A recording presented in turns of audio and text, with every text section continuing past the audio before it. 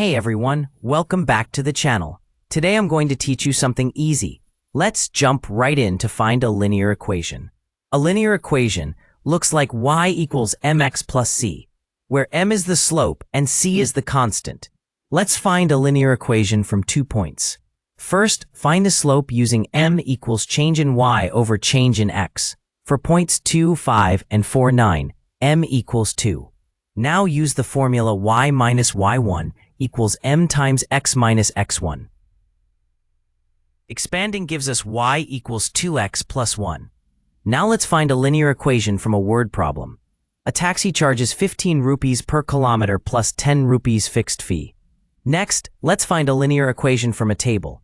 When x increases by 1, y increases by 2. So the equation is y equals 2x plus 2.